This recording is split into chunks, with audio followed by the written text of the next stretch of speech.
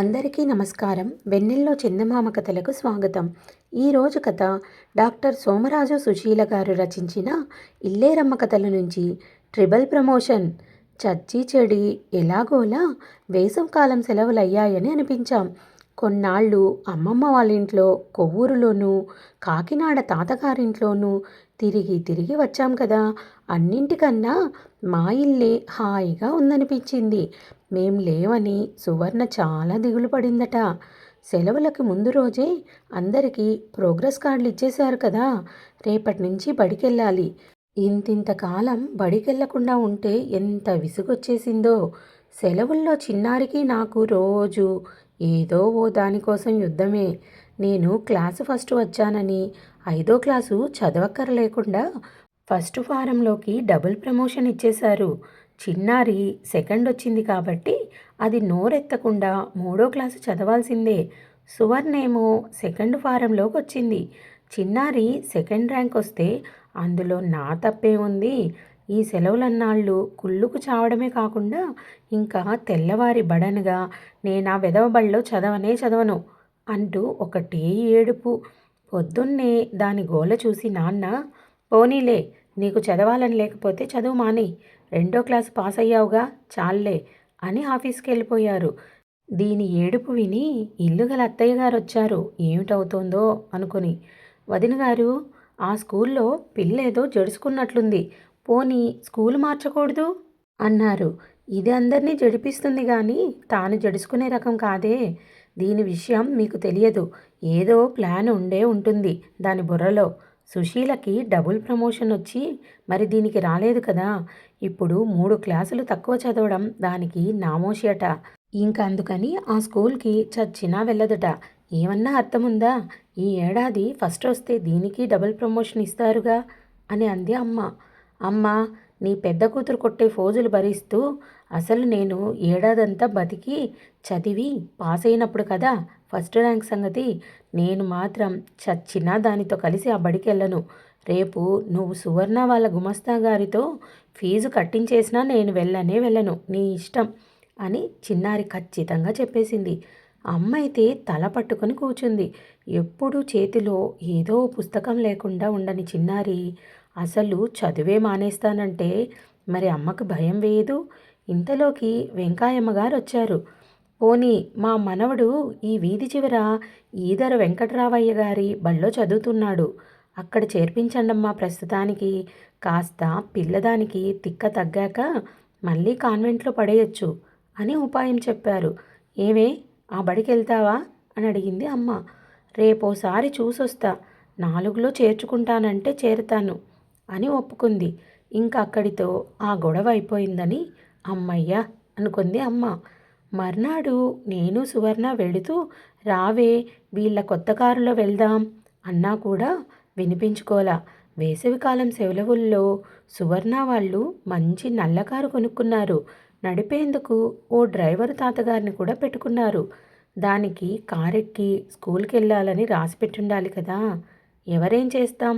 నే వెళ్ళి క్లాసులో కూర్చుంటే అందరు పిల్లలు నాకన్నా ఎత్తుగా అనిపించారు.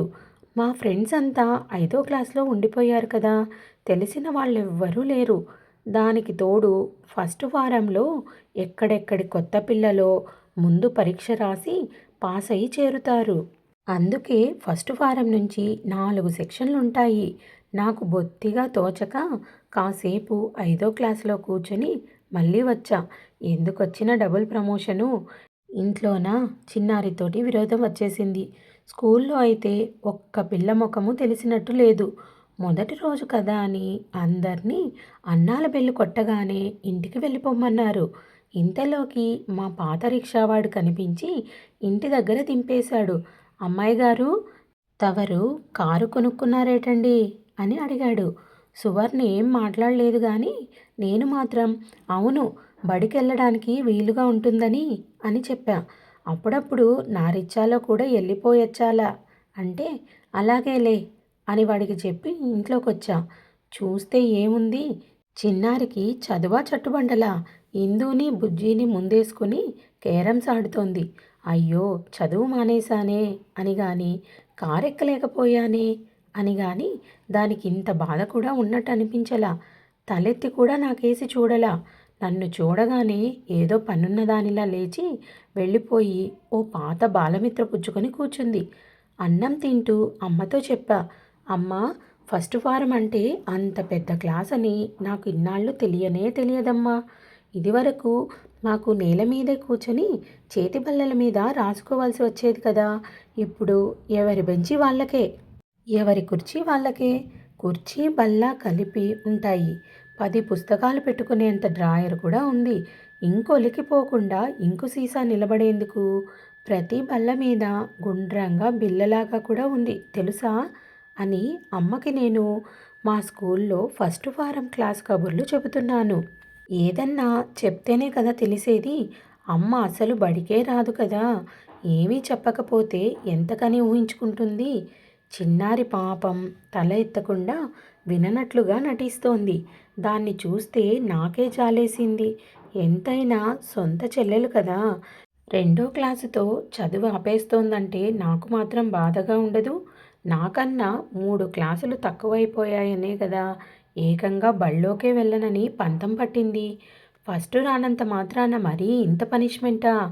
అమ్మా, వారం రోజుల్లోపు ఫీజు కట్టకపోతే పేరు కొట్టేస్తారుట. ఈ శనివారం లోపల దీని తెక్క తగ్గకపోతే ఈ 3వ క్లాసు చదువు కూడా ఉండదు అన్నా. నాని, నీ విషయం నువ్వు చూసుకో. దాని చదువు సంగతి నీకెందుకు?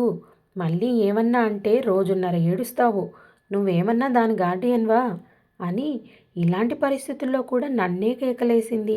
అమ్మ ఎప్పుడూ దాని పక్షమే. అమ్మ అంతా ఊరికే పనున్నప్పుడే నాతో బాగా మాట్లాడుతుంది. నేను నీ చెత్త బడిలో చేరనని ఎప్పుడో చెప్పేశాగా. చెప్పమ్మా, నేను కొత్త బడిలో చేరానని. ఏమిటి, కొత్త బడిలోనా? ఏ బడి?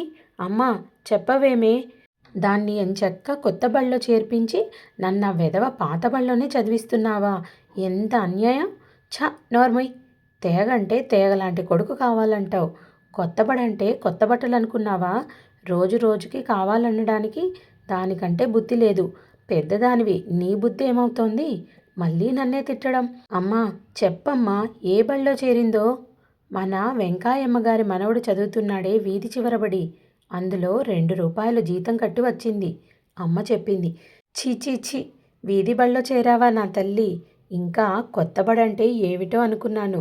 వీళ్ళన్నా నిన్ను 4వ క్లాసులో చేర్చుకున్నారా పాపం? ఇంత కష్టపడ్డావు. లేదు, అలా కుదరదన్నారు. అయ్యో పాపం, స్కూలు మారి ఏం లాభం 4లో చేర్చుకోకపోతే? నీకెందుకే నా బాధ? 4 కాకపోతే 5లో చేరా. నీకెందుకు నా ఊసు? అమ్మ బాబోయ్, 5వ క్లాసా? ఏకంగా 3 లేదు 4 లేదు, 5వ క్లాసా? నాకన్నా ఒక్క క్లాసే తక్కువ. నాకైతే గుండాగినంత పనయింది. నీకన్నా ఒక్క క్లాసే తక్కువ. నువ్వు గాని ఎప్పుడన్నా ఒక్కసారి పరీక్ష తప్పితే నీ క్లాస్మేట్నైపోతా. చూస్తూ ఉండు. మళ్ళీ 7 కాన్వెంటులో ఫస్ట్ ఫారంలో చేరే పిల్లల కోసం పరీక్ష పెడతారు కదా. అందులో పాస్ అయ్యి కాన్వెంట్లో వచ్చే 7 చేరకపోతే నా పేరు చిన్నారే కాదు. ఇది అన్నంత పని చేస్తుందని నాకు తెలుసు. నే ఇందాకటి నుంచి దాని చేతిలో ఉన్నది బాలమిత్ర అనుకున్నా. కాదు, సువర్ణ వాళ్ళ తమ్ముడు లేడు సాయి. అతంది 3వ క్లాసు భూగోళం పుస్తకం. ఒక 10 రోజుల్లో 3వ క్లాస్ పుస్తకాలు, ఇంకో 10 రోజుల్లో 4వ క్లాస్ పుస్తకాలు నావి పాతవి చదివేస్తుందట. వెధవ ఒక్కో క్లాసు చదవడానికి ఏడాదెందుకు దండగా అని టక్కులు పోయింది. నిజంగానే అది అన్నమాట సాధించి మళ్ళీ ఏడాది కాన్వెంట్లోనే ఫస్ట్ ఫోరంలో చేరి ప్రతి పరీక్షల ముందర నే తప్పితే నా క్లాస్మేట్నవుతానని బెదిరిస్తుంటే అసలు నేననే మనిషిని ఉంటానా?